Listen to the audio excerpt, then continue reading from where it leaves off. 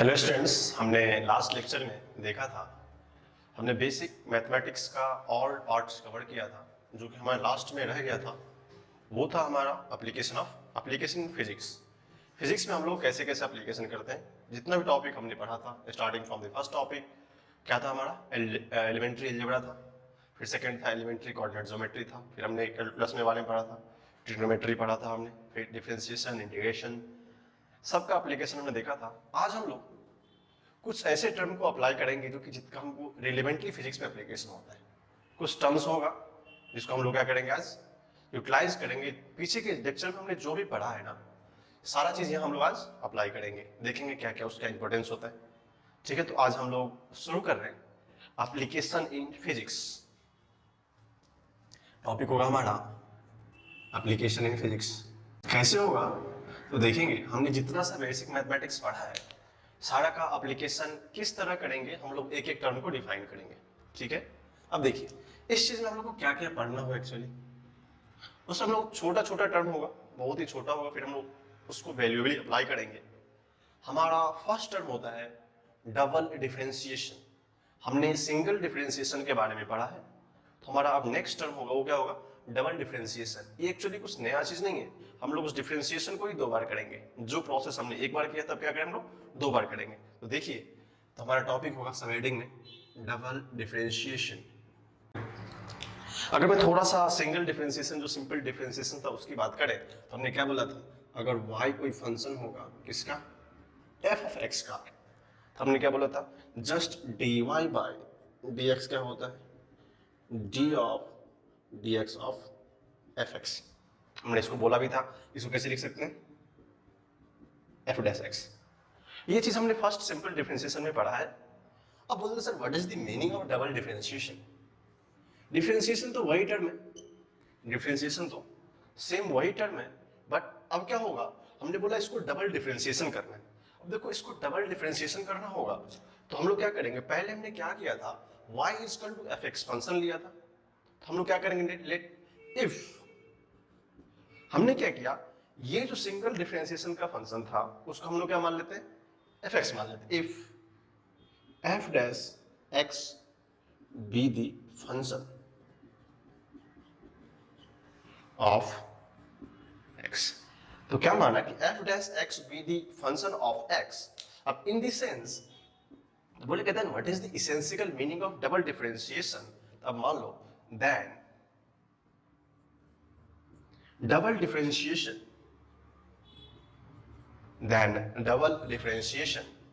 पता चलना चाहिए इसका सिंबल कैसा होता है। इसका डबल डिफरेंशिएशन का कुछ स्टैंडर्ड टर्म होता है, d by D x of F dash x, D by D x of F dash x. ये होता कितना, इसको हम लोग बोलते हैं F double dash x. Correct है। हमने क्या किया, इफ f डैश x को हमने कोई फंक्शन माना of x, then the double differentiation of what function, f dash x function d of dx of f dash x is called equal to f double dash x। देखो कोई बोलेगा sir how we write double differentiation, तो हम लोग देखेंगे यहाँ पे as a symbol, क्योंकि इसको हमने ऐसे भी लिखा, तो एक टर्म होता है d बाय dx। इसका मीनिंग हम लोग क्या लिख सकते हैं, this is the meaning of that function, f dash x is equal to d by dx of x। लिख सकते हैं क्या, d by dx of fx। ये रिप्रेजेंट करता है d2 fx divided by dx square, या इसको इसे भी लिख सकते हैं d2y by dx square. That is the also meaning of double differentiation. तो ये हम लोग पता चला हम लोगों की डबल डिफरेंशिएशन दिखाते कैसे, इसको पढ़ते कैसे। तो कैसे पढ़ेंगे, दो तरीके से पढ़ सकते हैं, read as d2y by dx square. याद है, इसको दो तीन dx स्क्वायर कैसे भी लिख लो। ये हमने एज इट इज वर्ड लिख दिया कि इसको रीड कैसे करते हैं, d2y by dx square, that is called as double differentiation. आप बोल सकते हैं कि this is the second time differentiation of y function, ये भी तो बोल सकते हैं ना, this is the second time differentiation of y function. हमने जब पहले देखा था तो वहां पे क्या बोला था, this is equal to y dash for one function, if is two time it is y double dash, this is also like y double dash in the sense of d2y by dx square. तो हमको इतना idea मिल गया कि what is double differentiation होता है क्या है। अब हमने इतना सारा लिखा है, उसमें एक अगर समरी को जानना चाहें कि क्या एसेंशियल मीनिंग होता है, अगर सिंपल सी बात आपको डिफरेंशिएशन अच्छे से सीखे तो उसी प्रोसेस को वन मोर टाइम अप्लाई करने के बाद जो भी सारा प्रोसीड्यूर होगा that is called A double differentiation. इसको अच्छे से लिखिए, फिर हम लोग एक अच्छा सा एग्जांपल देखेंगे, जिस एग्जांपल से हमें क्या होगा इसका थोड़ा सा और क्लियर होगा। लिखिए इसको अच्छे से। देखा था यहाँ पे this function d2y by dx square, इसको हमने पढ़ा था read as d2y by dx square. इसका एक और मीनिंग होता है, हमने जो इसेंशियली देखा था सिंगल डिफरेंशिएशन का मीनिंग होता था रेट ऑफ चेंज। अगर इधर एग्जांपल में देखना चाहें तो देखिए हमने इसका मतलब क्या बोला था, रेट ऑफ चेंज होता है। अगर इसने बोला कि रेट ऑफ चेंज मतलब क्या है, दो बार रेट ऑफ चेंज आएगा किसी फंक्शन का, जैसे हमने y as a function of x, अगर उसका एक बार रेट ऑफ चेंज होगा तो होगा सिंगल डिफरेंशिएशन, अगर रेट ऑफ चेंज होगा तो क्या होगा हमारा डबल डिफरेंशिएशन होगा, ठीक ना। इसका मीनिंग यही था। अब हम लोग कुछ इसके एस्पेक्ट को देखेंगे, जो टर्म्स होते हैं, पॉइंट्स होता है, जहां से हमको फिजिक्स को इंटर डॉट कनेक्ट करेंगे। सिंपल सी बात है, if you connect two dot we get some structure. जैसे मान लो दो पॉइंट को मिलाने से एक स्ट्रेट लाइन बनता है, simply we connect this integration with physics, you get the concept. Okay, या बोला था कि जस्ट इसका हम लोग इंटर रिलेशंस देखेंगे। फर्स्ट फॉर्म में हमने देखा if s is the displacement या पोजीशन ऑफ किसी ऑब्जेक्ट का हो सकता है, s is equal to s of t, मतलब s जो होगा फंक्शन ऑफ टाइम होगा, that is position function of time of an object moving in a straight line. इससे मान लो कोई ऑब्जेक्ट स्ट्रेट लाइन मूव कर रही है, उसका कुछ फंक्शन दिया हुआ है, जस्ट लाइक fx फंक्शन। अगर इसको कंपेयर करें fx फंक्शन होगा तो यहाँ f की जगह में क्या लिखा है s। s किसका है, s का मीनिंग होता है पोजीशन या उसका डिस्प्लेसमेंट। हम लोग x भी लिख सकते हैं, s भी लिख सकते हैं, तो इनिशियली हम लोग क्या करते हैं उसको s रखते हैं। तो s क्या होगा, किसी का पोजीशन होगा as a function of time. तो यहां से दो तीन कंक्लूजन पॉइंट्स आते हैं। मान लो कोई ऑब्जेक्ट किसी स्ट्रेट लाइन पे मूव कर रही है या उसका पोजीशन है, तो उसके मूव करने का फर्दर जो हमने क्लास 9th में वेलोसिटी पढ़ा था, स्पीड पढ़ा था, उसको यहाँ पर हम लोग इंटरकनेक्ट करेंगे थ्रू दिस फंक्शन। तो अपने सब वेलोसिटी के बारे में हमको पता होगा, टाइम के बारे में पता होगा, और स्पीड के बारे में पता होगा, डिस्टेंस के बारे में पता होगा। तो हम लोग यहाँ देखते हैं क्या क्या हो सकता है। अब पोजीशन में जस्ट लाइक एनी, जैसे मान लो मैं यहाँ पे खड़ा हूँ तो मुझे क्या बोलेगा, this is the centred point of board, this is my position. If I am acting as object, अगर मैं किसी ऑब्जेक्ट की तरह बिहेव करूं तो मेरा पोजीशन शुरू होगा यहाँ से। अगर मैं इधर चलना शुरू कर दूं तो क्या होगा, certain velocity we get, certain acceleration आ जाएगा, कुछ टाइम लग जाएंगे। तो ये सब कंपोनेंट हमने क्लास 9th और 10th के फिजिक्स में एस्पेक्टली पढ़ा है, उसको यहाँ कनेक्ट कैसे करना है हम देखेंगे आसानी से। अब मान लो जो फर्स्ट रिजल्ट होगा, फर्स्ट एस्पेक्ट हम लोग यहाँ से कंक्लूड करेंगे, if s is equal to st, अगर f क्या होगा st होगा, एक मीनिंग होता है जो हमने रेट ऑफ चेंज पढ़ा है। क्या पढ़ा है, रेट ऑफ चेंज। तो पढ़ा था हमने rate of change of position, rate of change of position.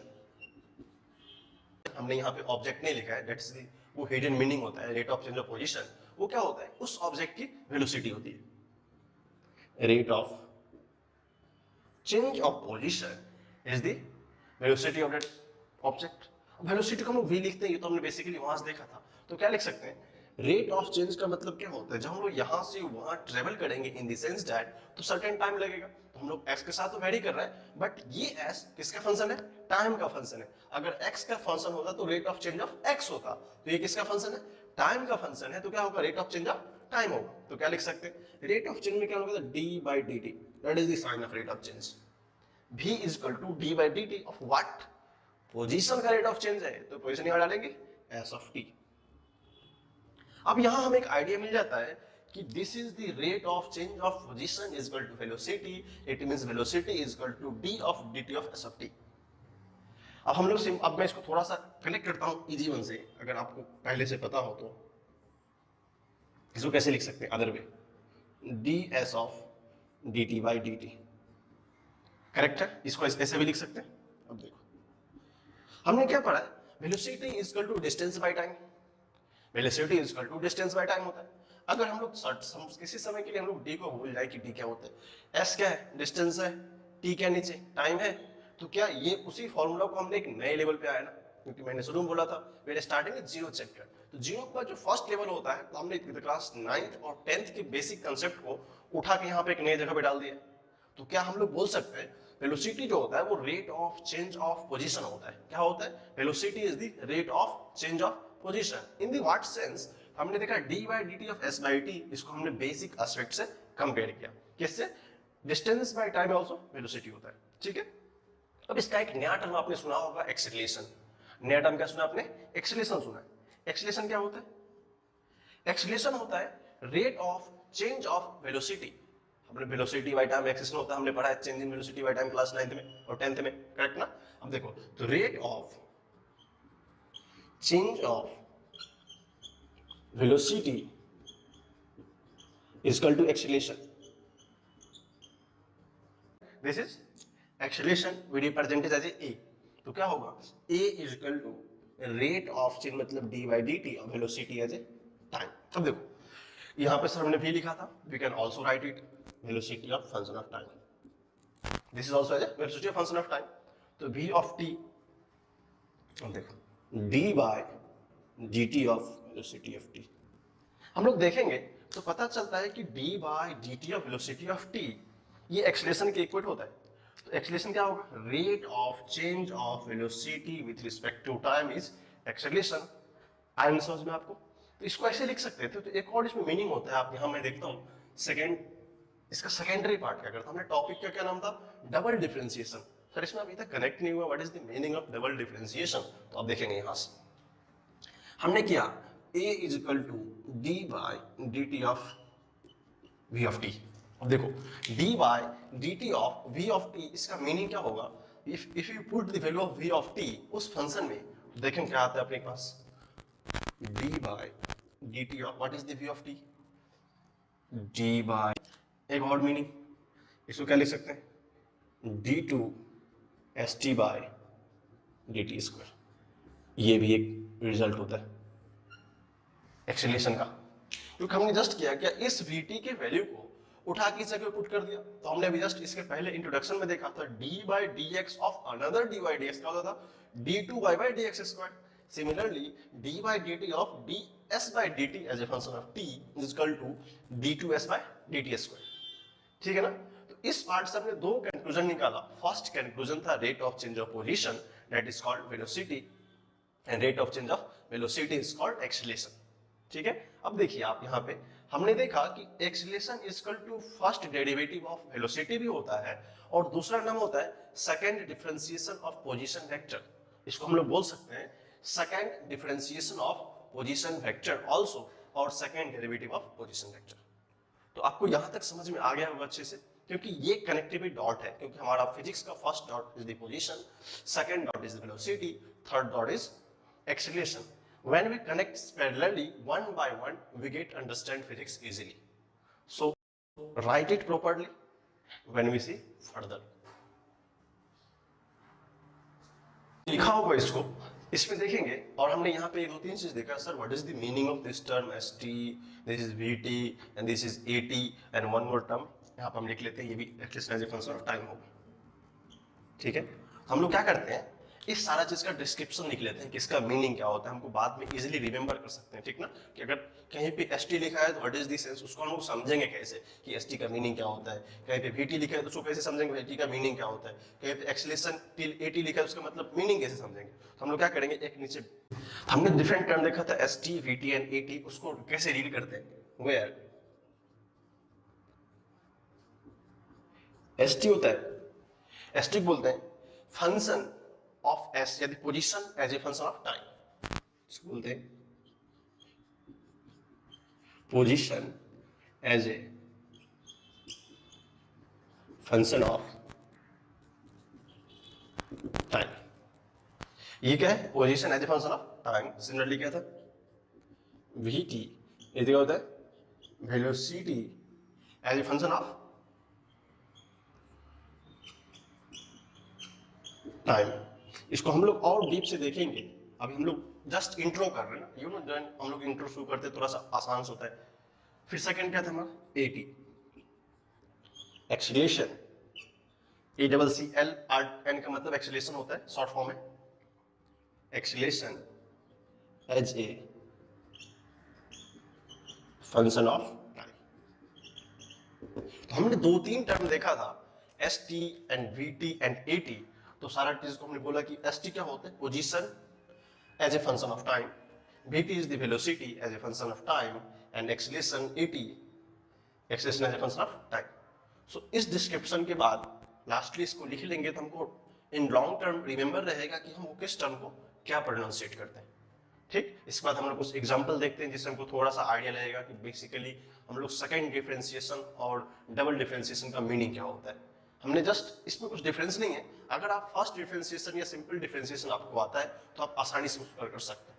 हमने उसको देखा था, हम लोग कुछ एग्जांपल के साथ इसको समझने का कोशिश कर रहे हैं। जिस तरह हमने इस एग्जांपल को लिया है, if f of x is equal to x cos x then find d2 by dx square f of x, इसका मतलब सेकंड डेरिवेटिव ऑफ fx और f डबल डैश x।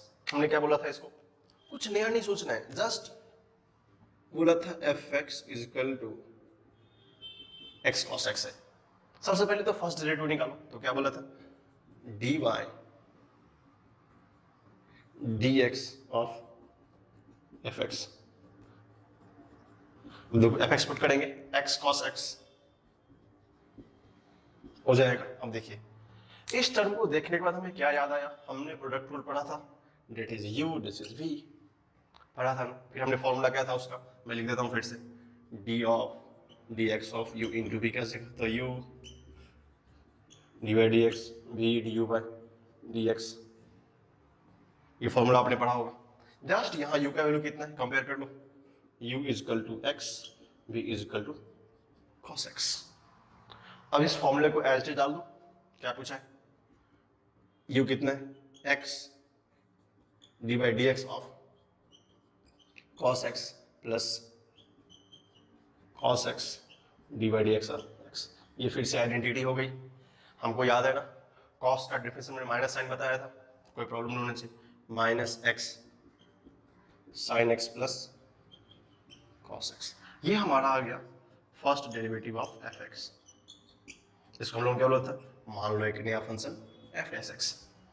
यहां तक आपको समझ में आएगा। अब नेक्स्ट क्वेश्चन है, what is the second differentiation. अब सेकंड डिफरेंशिएशन के लिए हम लोग क्या करना पड़ेगा, ये जो फंक्शन f डैश x था इसको क्या मानना पड़ेगा, हमें सिर्फ प्राइमरी फंक्शन मानना पड़ेगा। चलिए शुरू करते हैं लोग मानना प्राइमरी फंक्शन। तो assume f dash x is equal to cos x minus x sin x आ गया। अब हम क्या पूछे, वन टाइम मोर, अगर इसको एक बार डिफरेंशिएट करेंगे तो टोटली हमें हो जाएगा, तो लिखेंगे d by dx of f dash x। उस कंप्लीट फंक्शन को जस्ट इसमें पुट कर देंगे तो ये जो वैल्यू होगा क्या होगा, d2 by dx square of fx।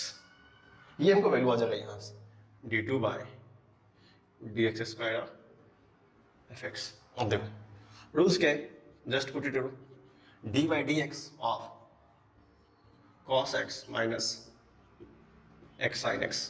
फिर हमने देखा था दो सम एंड प्रोडक्ट के फॉर्म में भी है, पहले सेपरेट करेंगे, यहां से लिखना शुरू करते हैं हम लोग, d by dx of cos x minus of d by dx of x sin x। अब देखिए इसका फॉर्म तो आसान है, ये फॉर्म तो सिंपल है, cos का क्या हो जाएगा माइनस साइन माइनस। देखिए फिर यहाँ क्या u into V, two form आ गया हमारा, फिर से u इंटू वी का फॉर्म आ गया। फिर से रूल क्या होगा हमारा, ये अप्लाई कर दो, तो माइनस ऑफ यहाँ ब्रैकेट ले लीजिए, फिर हम ब्रैकेट को ओपन कर देंगे, क्या है u बाहर करना है, x D by D x of sine x plus sine x dx by dx, this is again identity. अब देखिए ये होगा माइनस ऑफ साइन x, ये माइनस बाहर करेंगे, साइन x का डिफरेंशिएशन cos x होता है, प्रॉब्लम नहीं उसमें, तो क्या होगा x cos x plus sine x, क्या हो जाएगा minus of sine x minus x cos x minus sine x, this is common, तो minus 2 sin x minus x cos x, this is the second derivative of x। अगर आप इसको देखेंगे अगर आप इसको देखेंगे तो पता चलेगा इसमें कुछ नया नहीं था। जस्ट अगर हमने फर्स्ट टाइम अप्लाई किया, फिर से उसी कंसेप्ट को दोबारा किसी अदर फंक्शन पे ट्राई किया, तो ये सेकंड डेरिवेटिव आ गया। हमने एक मॉडरेट और अच्छा सा एग्जांपल आपको करके दिखाया है जिसमें आपको एनालाइज हो सके कि what is the essential requirement of second derivation. इस एग्जांपल को आप अच्छे से लिखिए, फिर हम लोग कुछ और सा एग्जांपल देखते हैं।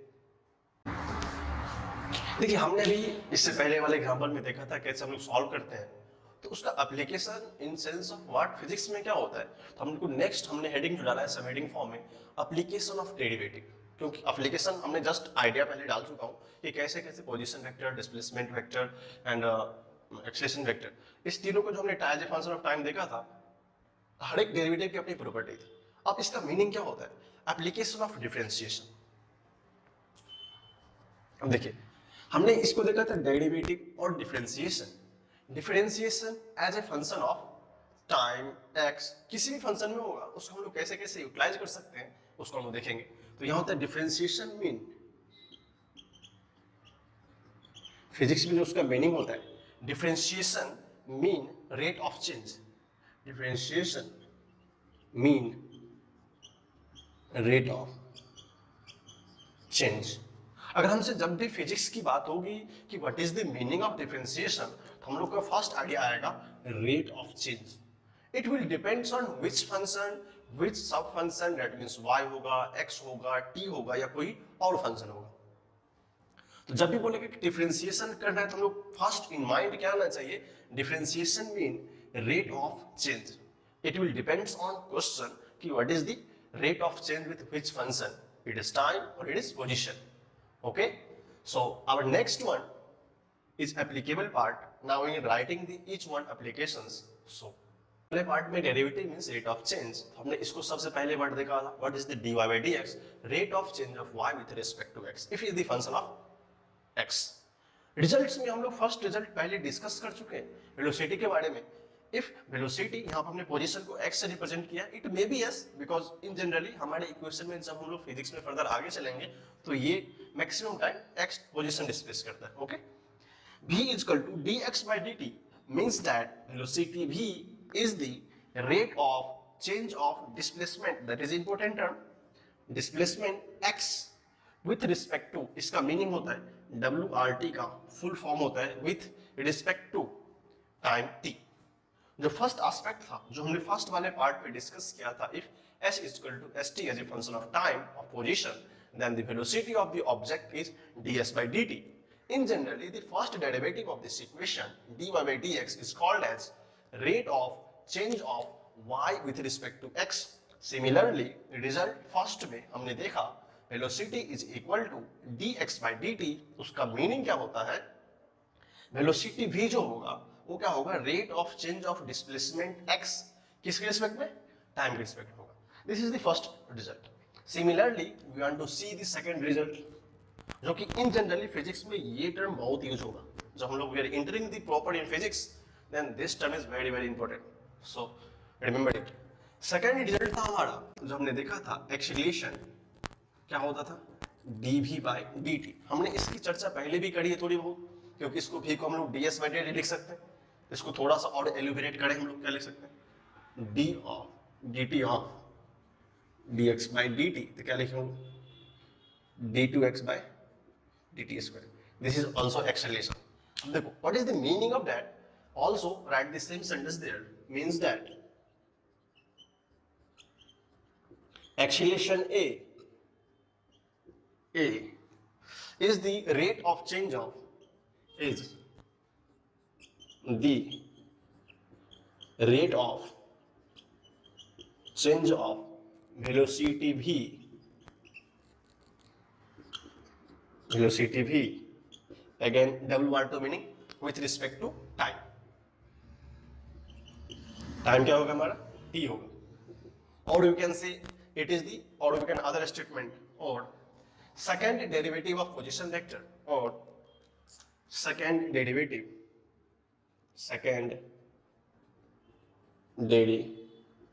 of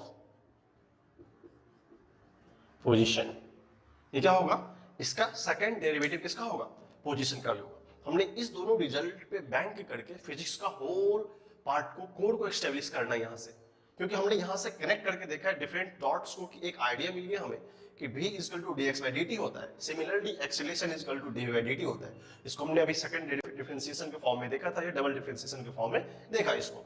that means that acceleration a double c l ऊपर n का मतलब acceleration a is the rate of change of velocity v with respect to time t, or you can say that second unit of position. So you took this and write properly, ये आप अच्छे से लिखिए, फिर हम लोग इसके आगे देखते हैं क्या और रिजल्ट हो सकता है। हमने सेकंड एप्लीकेशन देखा था ए का, इसका थर्ड एप्लीकेशन होता है वेरी इंपॉर्टेंट है one point of view, because ये फिजिक्स में furtherly when you go to the deeper and deeper ये आने वाला है फिर से, इसलिए हमने यहाँ पे इंपॉर्टेंट लिख दिया है। F is equal to dp by dt. What is the head P? F is the force, P is momentum. आपने थोड़ा बहुत पढ़ा होगा क्लास 9th मोमेंटम के बारे में। इसको हम लोग क्या करते हैं, P से रिप्रेजेंट करते हैं, क्या होता है, मास इनटू वेलोसिटी होता है, ये आपने पढ़ा होगा। ठीक, अब क्या होता है, rate of change of momentum with respect to time, with respect to time t। अब क्या होगा, जो rate of change of momentum होगा वो with respect to time is force. ये थोड़ा सा अभी लगेगा कि सर टफ है, but as a result important होता है, क्योंकि हमको अभी से आइडिया होना चाहिए। इसको फिर से पढ़ाया जाएगा, आपको फिर से बताएंगे हम आपको, बट हमको इनिशियली आइडिया, क्योंकि हमने मोमेंटम क्लास 10th और 9th लेवल पे पढ़ा है, मोमेंटम मास इनटू वेलोसिटी होता है। So some relations between force and moment is also there. This is the one more key result for Newton's law, because you know heard about Newton's first second third law, आपने सुना होगा। तो ये Newton law का derivation में बहुत important role play करता है, इसलिए हम इसको थोड़ा सा बेसिक ही बताते हैं, बट हमने कुछ नया नहीं बताया, सिंपल सा बात बताया। जो फोर्स होगा वो rate of change of momentum किसका होगा, p by mass into velocity का। ठीक है, तो ये तीनों रिजल्ट है, आप इस तीनों रिजल्ट को अच्छे से नोट कर लीजिए। फिर हम लोग एक बेसिक सा अच्छा सा क्वेश्चन को देखते हैं और समझने की कोशिश करते हैं कि हम लोग इसका एप्लीकेशन कैसे कर सकते हैं इन क्वेश्चन। इसको अच्छे से हमने एक एग्जाम्पल से सारा जो कंसेप्ट हमने पढ़ा है सबको समझने की कोशिश करेंगे। जस्ट मैंने हमारा फर्स्ट एग्जांपल है, इसको देखिए। एग्जांपल फर्स्ट है, the position of a particle is given as, हमने st लिखा था फर्स्ट स्टेटमेंट में। st का मतलब पोजीशन ऑफ ए पार्टिकल और object. s of t is equal to t Q minus 60 square plus 90, ये दिया हुआ है। वहां पे क्या होता है, t इन सेकेंड मतलब unit of t in second मतलब वो टाइम का यूनिट है, और s क्या है, मीटर में हम लोग जो कि डिस्प्लेसमेंट या डिस्टेंस मेजर करते हैं। देन क्वेश्चन फर्स्ट है, find the velocity as a function of time t। पहले क्वेश्चन पूछा है हमको वेलोसिटी फाइंड करना है as a function of time t। अब टाइम t के बारे में हमने जस्ट रिजल्ट देखो, हम अप्लाई करेंगे, बट क्वेश्चन क्या है, find velocity as a function of time t। अगर इसको हम देखना चाहे तो हमको अल्टीमेटली क्या पूछा है, v as a function of t, यही तो पूछा है। सेकंड क्वेश्चन है, find acceleration as a function of time t, इसका मतलब फिर से यही होगा, ठीक ना। और क्या पूछा है, सेकंड पूछा है, and also find acceleration after 4 second. अब देखिए ये क्वेश्चन आपने वेलोसिटी एक्सेलरेशन बहुत बार सुना होगा अच्छे से, उसमें कुछ नया नहीं है। अगर हम इसको सॉल्व करने जाए तो जस्ट हमने 2 रिजल्ट देखा था, जो सबसे फर्स्ट रिजल्ट में देखा था, अगर आप उसको देखें तो आप इसको अच्छे से देखिए पहले कैसे हम इसको सोचते हैं, क्योंकि क्वेश्चन में अटेम्प्ट करना इंपॉर्टेंट होता है। अगर आप क्वेश्चन को एस्पेक्ट को समझ रहे हैं, क्वेश्चन को अप्लाई कैसे करना है throughout our mind, then you can easily solve. So better to see first, जो फर्स्ट पार्ट है हम लोग यहाँ सॉल्यूशन देख रहे हैं, ए पार्ट में सॉल्व करना है velocity as a function of time. तो हमको फर्स्ट क्या लिखना पड़ेगा, position of the object, st is equal to क्या दिया हुआ है, t माइनस 60 स्क्वायर प्लस 90। अब देखिए अगर st दिया हुआ है तो हमने पहले क्या पढ़ा था, velocity as a function of time क्या होता है, d by dt of st होता है, ये तो हमने बहुत पहले पढ़ा है। तो क्या करूं, इसको अप्लाई करें, d by d T of, इस सारे फंक्शन को लिखूं, टी क्यू 60 स्क्वायर प्लस 90। अब तुम्हारे लिए बहुत आसान हो गया, हमने क्या बोला था, पॉलिनोमियल जब भी इन टर्म्स में आएंगे सबको अलग अलग सेपरेट करना है। व्हेन वी गो सेपरेट कैसे करेंगे, d by d T of t Q minus d by d T of 60 square plus d by d T of 90। अब यहाँ पे हमें या तो पावर रूल याद आएगा, x to the power n t to the power n rule याद है, फिर जो होता है कांस्टेंट, कांस्टेंट को बाहर निकाल लेते हैं। देखिए कांस्टेंट कितना होगा, इसमें तो होगा नहीं, कितना होगा 3t⁻², बिकॉज n बाहर आता है और n -1 में 3 - 1 कितना होगा 2 होगा, फर्स्ट का तो हो गया, सेकंड में 6 बाहर कर लेते हैं, फिर क्या होगा dy/dt ऑफ t²। अब तो अपने को याद ही हो गया कि t² डिफरेंस क्या होता है 2t होता है। फिर से कांस्टेंट 9 बाहर निकालने, d/dt of t, that is identity, इसका 1 हो जाएगा। अब देखिए ये क्या हो गया हमारा t² का 2t, उसका 1, इसको हम लोग लिख सकते हैं क्या 3t² - 12t + 9। This is the velocity as a function of time. कितना आसान था। अगर हमको इस फंक्शन को इजीली कोरिलेट करने आता है, अगर हम लोग इसको इजीली कोरिलेट कर सकते हैं तो ये क्वेश्चन बहुत आसान हो जाता है। क्योंकि इसके बाद अगर ये बात मुझे समझ में आ गई कि रिजल्ट हमने देखा था velocity as a function of time is equal to dy/d of s of t होता है। अगर इस s ऑफ t को हमने पुट किया तो हमको एक डिफरेंशियल फॉर्म मिल गया। You can solve this differentiation, get as a function. This is the simple application of mathematics and physics. ठीक है, बहुत ही आसान एप्लीकेशन। अभी हम लोग इस तरह बहुत सारा क्वेश्चन जब हम लोग मेन फिजिक्स पे शुरू करेंगे तो इस सब चीज हमें आएंगे, छोटा छोटा आइडिया लगेगा कैसे अप्लाई करना है। तो हमने इसको देखा, इसको अच्छे से लिखिए, फिर हम लोग इसके नेक्स्ट पार्ट को देखते हैं। फंक्शन आ गया था हमारा, नेक्स्ट पार्ट पूछा था acceleration as a function of time. जो सेकंड था पूछा था कि एक्सेलरेशन बताओ फंक्शन एज ए टाइम। इसका मतलब हमसे क्या पूछा था, it is equal to what. Similar application हमने देखा था पहले कि एक्सेलरेशन होता क्या, अगर हम देखना चाहें क्या होता है dy/dt of velocity as a function. क्या हमने फर्स्ट क्वेश्चन वेलोसिटी फंक्शन निकाल चुका है क्या, उससे तो प्रॉब्लम होना नहीं चाहिए आपको। व्हेन यू सी दिस, जब आप इसको देखेंगे तो आपको लगेगा कि dy/dt when you put the value of this vt here, जब इस vt की वैल्यू को पुट करेंगे तो क्या होगा हमारा 3t² - 12t + 9। तो क्या होगा, एक हमको फिर से पॉलिनोमियल आ गया। अब ये डिफरेंशिएशन करना कितना आसान है। देखो क्या करूं, सेपरेट कर सकते हैं, करेक्ट ना। You got the value, if put the value of everyone dy/dt of 3t² - dy/dt of 12t + dy/dt of 9। हमने तो कितनी बार बताया कि जब भी कांस्टेंट का डिफरेंशिएशन की बात हो तो हम लोग क्या सोचना है 0, क्योंकि कांस्टेंट का डिफरेंशिएशन होता ही नहीं है। अब देखो अप्लाई 3 आउटसाइड बिकॉज 3 कांस्टेंट है, दिस इज t², फिर 12 आउटसाइड जस्ट 0। अब देखिए क्या कर सकते हैं, हमने अभी देखा कि t² का differentiation with respect to 2t, simple सी बात है। कितना होगा 3 × 2t माइनस, क्योंकि dt/dt इज द आइडेंटिटी, कितना होगा ये 12 होगा, कितना होगा 6t - 12। ये क्या गया हमारा acceleration as a function of time. खत्म कहानी है। लेकिन क्वेश्चन में क्या पूछा है, find acceleration at t = 4 second. Second पे एक्सेलरेशन ढूंढना है। अब देखो अपने को अगर at as a function of this आ गया है तो बोलेगा कि t का वैल्यू जब लोग 4 पुट करेंगे तो what is the value of that. तो ये जस्ट वहां पे लिख लेंगे at t = 4 second, what is the a of 4। Just 80 के लिए 4 पुट करना तो कितना होगा 6 × 4 - 12, कितना होगा 12 मीटर पर सेकंड। इसका आंसर होगा। हमें कुछ नया नहीं लगा ना, सब आसान था। थोड़ा थोड़ा अप्लाई करेंगे। हमने देखो फर्स्ट डिफरेंशिएशन पहले से सीखा था, इसे हम पहले सीख के रखे हैं, बट यहाँ हमें कुछ नया मिल रहा है।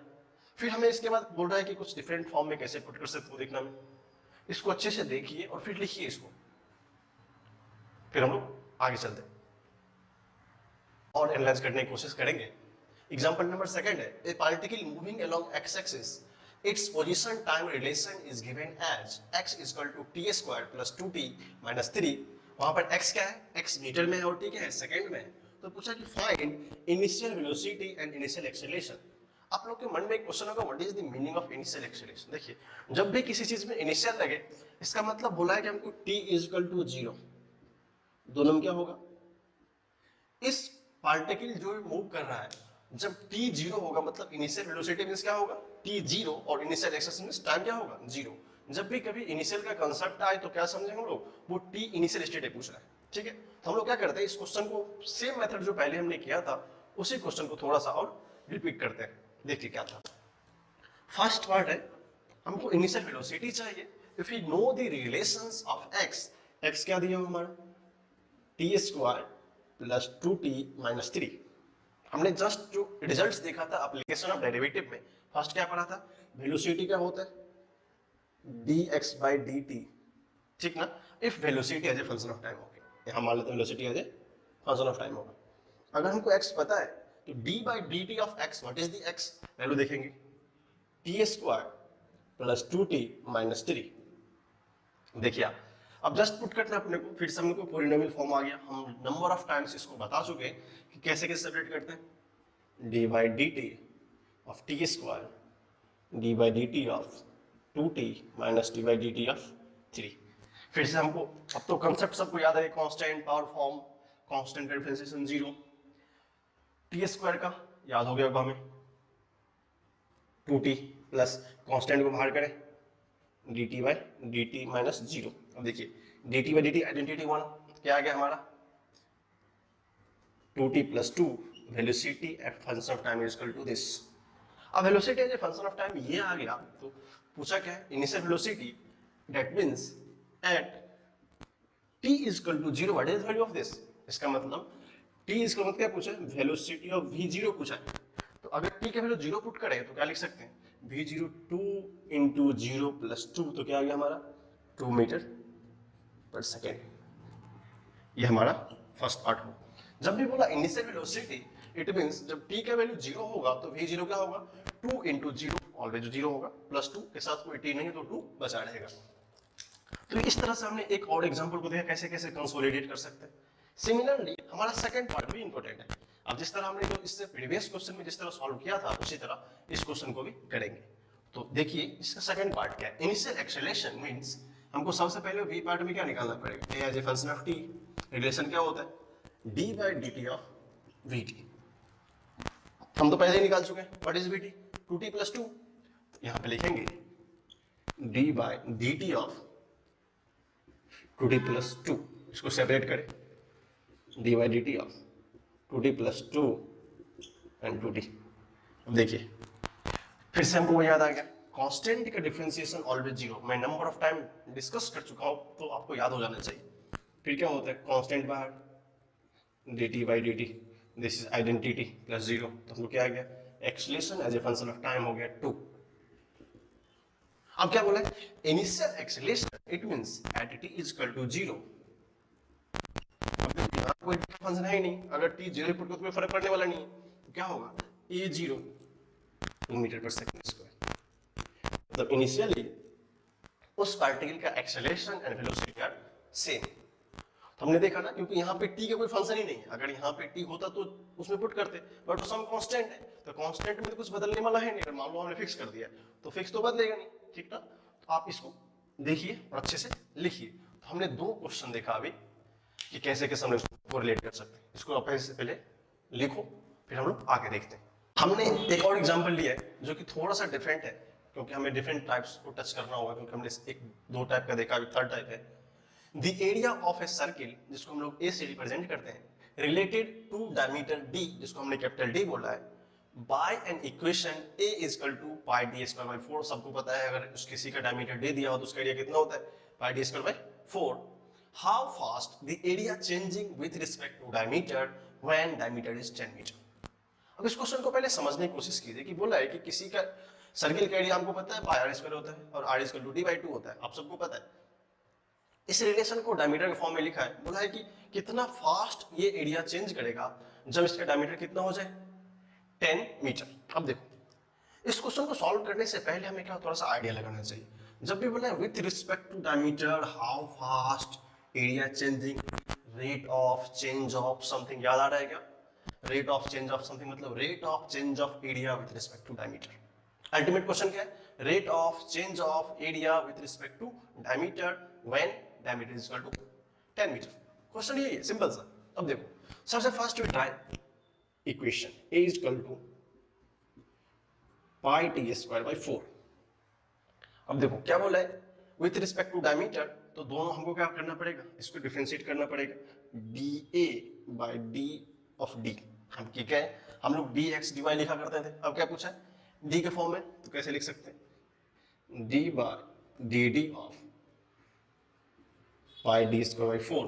अब देखो हमने क्या बोला था, जो भी कांस्टेंट होता है बाहर आ जाता है, तो क्या होगा पाई बाई 4 बाहर होगा, d by d D of D square, this is like simply x square, d by D x of x square. क्या हो जाएगा अपना पाई बाय 4 इंटू 2d। इसको सॉल्व करेंगे तो नीचे कितना होगा 2 होगा, कितना होगा पाई डी बाई 2। कितना सिंपल हो गया ये। इसने बोला कि rate of change of area with respect to diameter क्या है ये d a by d d, कितना हो गया पाई डी बाई डी। अब कहां पे पूछा है at d is equal to 10 metre, ये कितना होगा 10 मीटर। तो क्या इसको हमें सब्स्टिट्यूट कर दो, कितना होगा rate of change of area with respect diameter कितना होगा पाई इंटू 10 बाई 2, तो कितना होगा ये 5 पाई। अब हमें समझ में आया कि सर किस रेट से चेंज होगा, जो एरिया डायमीटर से चेंज होगा, अगर डायमीटर डी डी चेंज होगा like that small D capital D, तो एरिया कितना चेंज होगा 5 पाई। इस रेट से ये चेंज होगा। अब मीनिंग देखो, area meter square by meter that is इतना meter 5 pi meter, this is the ratio. Question में क्या नया था, समटाइम्स इन फिजिक्स कुछ क्वेश्चन में रिलेशंस आते हैं जो कि आपने ग्रेविटेशन बेसिकली पढ़ा है, आगे जाके हमें कुछ रिलेशंस क्रिएट करने पड़ेंगे जो कि कभी कभी डिफरेंट फॉर्म में भी होंगे। इसलिए हमने एक टाइप को और डिस्कस कर दिया, अगर समझ में आ जाएगा इतना डिफिकल्टी भी नहीं है, क्योंकि हमने जस्ट फंक्शन को इंटरचेंज किया है। यहाँ पे x होता था, t होता था, अब क्या हो गया नया फंक्शन t हो गया। माँ की मेथड क्या है सेम है। अब इसका अल्टीमेट मीनिंग क्या पूछा था कि फास्टेस्ट चेंज कितना होगा, दिस इज 5 पाई मीटर से चेंज करेगा वो। क्या करेगा, you put the value of pi doesn't matter, but क्या है 5 पाई रेट से चेंज करेगा। बोले सर आपने मीटर कैसे लिखा, अब देखो एरिया कितना होता है मीटर स्क्वायर, डायमीटर क्या होता है मीटर, तो दोनों को डिवाइड करेंगे तो 1 मीटर तो बस ऐसे ही होगा, इसलिए हमने इसमें लिखा 5 पाई मीटर से ये रेट इसका चेंज करेगा। तो जो क्वेश्चन से पूछा था the area of a circle a related to this given equation is here, तो किस रेट से डायमीटर एरिया चेंज करेगा, जब उसका क्या होगा 5 पाई मीटर से चेंज करेगा। तो इसको आप अच्छे से लिख लीजिए, आई होप आपको अच्छे से समझ में आया होगा। में जो क्वेश्चन किया था वहां तक हमने देखा था कि डिफरेंशिएशन का क्या यूज है, कुछ क्वेश्चन हमने उस पर किए थे, ये और डीप में आएंगे, मैं जस्ट यहाँ पे थोड़ा सा ग्लिम्स देके आगे चलेंगे क्योंकि फिजिक्स में और सारा पार्ट आता रहेगा। हमारा नेक्स्ट है एप्लीकेशन ऑफ इंटीग्रेशन। हमने इंटीग्रेशन पढ़ा था, इंटीग्रेशन पढ़ने के बाद हमने उसको अप्लाई कैसे करना है अपने को फिजिक्स में, क्योंकि मेन चीज है हाउ टू अप्लाई, बिकॉज सारा बेसिक पढ़ाने का मतलब ही था कि आपको मैं समझा सकूं या बता सकूं कि इसका फिजिक्स में कैसे कैसे एप्लीकेशन करेंगे। हमने फिजिक्स के कुछ टर्म्स को कोरिलेट किया, उससे कुछ क्वेश्चन को बनाने की कोशिश की और आपको समझाया कि किस तरह हम लोग इसको अप्लाई कर सकते हैं डिफरेंशिएशन के साथ। सिमिलर स्टोरी इंटीग्रेशन का भी होगा, उसको हम लोग थोड़ा सा समझने की कोशिश करते हैं। देखिए हमने पहले देखा था कि what is the meaning of integration. Integration क्या होता है, मैं थोड़ा सा बता रहा हूं, बाकी हमें मैथ में पढ़ना है। ये दो पार्ट है, ये ग्राफ है कोई एफएक्स का, वो यहां से लेकर के इस लिमिट तक को जा रहा है, इस लिमिट को कवर कर रहा है। ये थोड़ा सा हमने क्या किया, यहां से एक डिस्टेंस पे एक छोटा सा स्मॉल लिया, मान लो एक पेन है, करेक्ट ना। इस पेन को देखिए मैंने इसको पेन को 1 2 3 4 5 6 डिफरेंट पार्ट में इसको ब्रेक करते हैं, फिर अगेन इसको ऐड करते हैं, तो क्या होगा यहां से यहां तक मैं सारे पार्ट्स को ऐड कर दूंगा तो ये कंप्लीट पेन बन जाएगा। सिमिलरली इस ग्राफ को हमने क्या किया, एक छोटा सा स्ट्रिप कट किया, स्ट्रिप का मतलब थिकनेस जिसमें लेंथ और विड्थ दोनों हो। अब बोलोगे सर लेंथ कैसे, मान लो ये इसका विड्थ dx है तो ये पार्ट तो कुछ ना कुछ होगा, मान लेते हैं वाइट समथिंग होगा, तो स्ट्रिप हो जाएगा, strip means just like a area, correct. अब मान लो लेट अस एज्यूम, हमने क्या किया कंसीडर कर लिया, लेट अस एज्यूम और let us consider the area of the small strip is dA, मतलब छोटा एरिया होगा तो हमने क्या मान लिया उसका एरिया dA होगा। अब dA डिफाइन कैसे कैसे हो सकता है, अब इंटीग्रेशन में एक मीनिंग हमने जब इंटीग्रेशन का दो पार्ट पढ़ाया था, फर्स्ट पार्ट था डेफिनेट इंटीग्रेशन, सेकंड क्या था इनडेफिनेट इंटीग्रेशन, करेक्ट ना, दो पार्ट हमने पढ़ा था। हमने एक में लिमिट यूज किया था, integration with limit is called definite integration. इसका एरिया डिफाइन कैसे होता है इसको अच्छे से देखेंगे, dA is equal to small integration sign of limit a to b and fx dx। ये बहुत ही इंपॉर्टेंट रिजल्ट है, इन्हें मैथमेटिक्स में बहुत अप्लाई करते हैं, but this is area of that function. अब देखो एरिया में कैसे कैसे एनालाइज कर सकते हैं, और मान लो हमने छोटा सा एरिया लिया, फिर ये एरिया दिया, फिर से एरिया ऐड किया, फिर से एरिया ऐड किया, तो सारा एरिया ऐड होकर क्या ये कंप्लीट सिस्टम का एरिया बन जाएगा। हमने एज्यूम कर लिया, लेट अस कंसीडर या एज्यूम कर लो कि इस स्मॉल स्ट्रिप का एरिया dA होगा, तो dA को कैसे लिख सकते हैं fx dx is the small length from here to here and fx is the main function, क्योंकि सारा लेंथ तो वही प्रोवाइड करेगा fx, क्योंकि fx क्या होता है y के बराबर होता है, तो y कोऑर्डिनेट तो ये है हमारा, ठीक ना, क्योंकि fx is equal to y भी लिख सकते हैं। तो ये एक इंपॉर्टेंट रिजल्ट है जहां से हम इसको एनालाइज कर सकते हैं। तो इस ग्राफ को पहले ड्रॉ कीजिए, फिर ये रिजल्ट आप लिखेंगे, ये a टू b है, और आपको मैं पहले बता चुका हूँ this is the integral function, this is change in x, variable x, और ये लोअर लिमिट आपको इंटीग्रेशन में बताया गया था, और ये upper limit this is the sign of integration. इसको लिखिए, और इसको हम लैंग्वेज में लिखना चाहिए तो कैसे बोल सकते हैं, देखेंगे द टोटल एरिया नीचे लिख लेंगे, टोटल एरिया क्या होता है, total area between this function, ये कौन सा फंक्शन है, बिटवीन दिस फंक्शन, बिटवीन कौन सा फंक्शन है, fx एंड इधर से कौन सा लाइन है, x एक्सिस।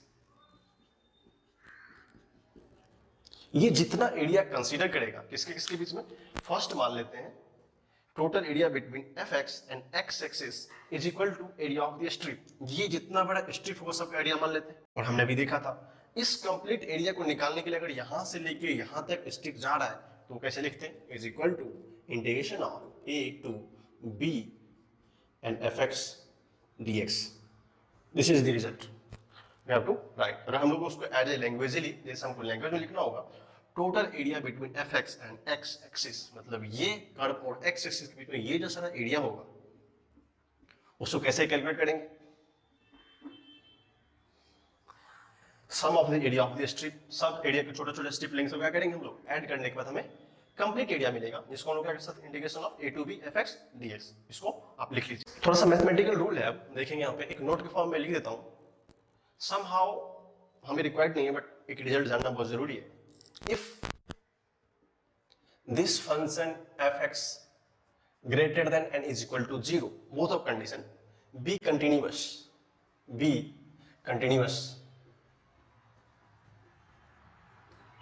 कंटिन्यूअस का मतलब है कि बीच में ग्राफ कर्व टूटना नहीं चाहिए, ब्रेक नहीं होना चाहिए, मतलब b continuous in between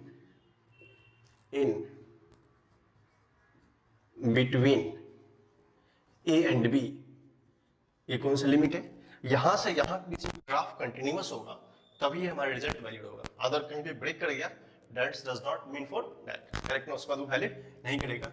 between a and b then तो हम बोल सकते हैं the valid area A is equal to, मान लेते हैं उसका एरिया होगा something integration A to B fx dx। एक इंपॉर्टेंट एस्पेक्ट था जो कि आपको जानना जरूरी है, और कंटिन्यूअस होगा तब ये अप्लाइड होगा, बाकी डिसकंटिन्यूअस या ये कर्व ब्रेक कर जाए तो उसमें अप्लाई नहीं होगा। इसको लिख लीजिए, फिर हम लोग कुछ रिलेशंस क्रिएट करते हैं यहाँ से। तो हमने एक स्टार रिलेशन जो ग्राफिकली रिप्रेजेंट करने की कोशिश करी है, क्योंकि हमने इससे पहले देखा था डिफरेंशिएशन का, पोजीशन का, टाइम का, सब रिलेशन क्या होता है। हमने ग्राफ चार्ट बनाने की कोशिश करी है कि आपको एक ग्राफ में सारा माजरा समझ में आ जाए कि कैसे डिफरेंशिएशन इंटीग्रेशन से रिलेटेड है। हमने पहले लिखा है स्टार रिलेशन बिटवीन, स्टार में थोड़ा सा पॉपुलर होगा बिकॉज क्योंकि ये आगे फिजिक्स का बेस यही है, position, velocity and acceleration, this is S भी एंड ए। हमने क्या बोला, इस तीनों में एक स्टार रिलेशन क्रिएट करना है, तो हमने एस को बोला position that is given there, b velocity and a acceleration. अब पहले पता है अगर एस से फॉरवर्ड भी जाना है तो इसको क्या करना पड़ेगा, उस स्लोप को डिफरेंशिएट करना पड़ेगा। तो slope of s versus T का मतलब यही होता है, अगर एक्स वाई में क्या dy बाई dx था तो slope of s versus t called as ds by dt। हमने स्लोप का इक्वेशन पढ़ाया था वहां पे टेंजेंट वाले पार्ट में, dy by dx is slope, similar ds by dt क्या होगा, इस स्लोप कर्व का फॉरवर्ड डायरेक्शन में लिखेंगे s का स्लोप तो वेलोसिटी होगा। अगर उसका रिवर्स इंटीग्रेशन कर देंगे, आपको बोलेगा sir what is the meaning of reverse, मैं थोड़ा सा एक्सप्लेन करता हूँ, क्योंकि हमने बताया था कि integration is also known as anti derivative. उसका एंटी जो होता है वो क्या होता है, डिफरेंशिएशन होगा।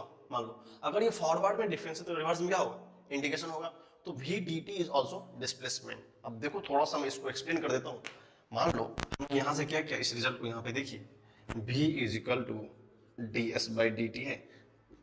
अगर इसको लिखना चाहे ds is equal to v dt that is the whole integration, क्या होगा, सम ऑफ ऑल लेंथ छोटा छोटा करके ऐसा जाएगा, दिस बिकम्स फॉर्म। इसको थोड़ा और डीप जानेंगे बट ग्राफ देखना जरूरी है। सिमिलरली हमने क्या पढ़ा, अगर फॉरवर्ड जाते हैं तो first derivative of v is given acceleration, तो dv बाई dt क्या देता है, एक्सेलरेशन देता है। अगर वही रिवर्स आते तो क्या होगा, एंटी डेरिवेटिव। तो फिर इसको फिर से एक्सप्लेन करें तो क्या लिख सकते हैं, इसको यहाँ पे देखेंगे dv by dt is equal to a, तो v dv कितना होगा a dt।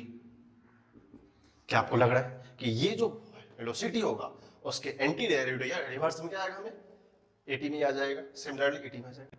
इस डायग्राम को आप लिख लीजिए, ये हम इस स्टार रिलेशन को फिजिक्स के फर्स्ट हाफ में 11th में पूरा कंप्लीट यूज करेंगे, क्योंकि आपको एक समरी में मिल गया कि कैसे कैसे हम लोग इसको अप्लाई करते हैं। इसको अच्छे से ड्रॉ कर लीजिए, मीनिंगफुल रिलेशन से हमने इसको अच्छे से ड्रॉ किया है, ग्राफिकल रिप्रेजेंटेशन है, इसको ड्रॉ करें। नेक्स्ट एप्लीकेशन होगा, इस रिलेशन को देखने के बाद हमने जो रिलेशन क्रिएट किया था, एक छोटा सा और एप्लीकेशन होता है to find the average value of y, because physics में बहुत सारे टर्म आते हैं जहां हमें एवरेज वैल्यू निकालना पड़ता है। तो वहां पर हमें क्या होता है, अगर ये फंक्शन y किसी के में दिया हो, x में हो, t में हो, उस समय रिक्वायर्ड पड़ती है, तो हम लोग क्या करते हैं, इस y एवरेज का symbol just like close box ऐसे हम लोग लिखते हैं। ये कितना है, ये y एवरेज का सिंबल है। y average equal to integration of y dx limit x1 to x2 divided by integration of dx x1 to x2 होता है। और इसको पढ़ना चाहे सिंपल लैंग्वेज में, area under y versus x का डिवाइडेड बाय, ये तो 1 का डिफरेंशिएशन हमने x बताया था बहुत पहले, लिमिट पुट करेंगे तो x2 माइनस x1 होगा। This is the basical cause application. हम लोग इसको देखेंगे तो फिर हमको पता चलेगा कि हम लोग क्या क्या अप्लाई कर सकते हैं।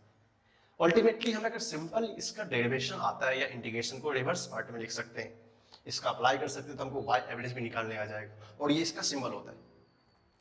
और हमको फिजिक्स में 1 और 2 times sometimes question manually advance में जब क्वेश्चन आते हैं तो एडवांस में थोड़ा सा डिफिकल्ट होता है, तो हमको बेसिकली जानना जरूरी है कि what is the essential meaning of average.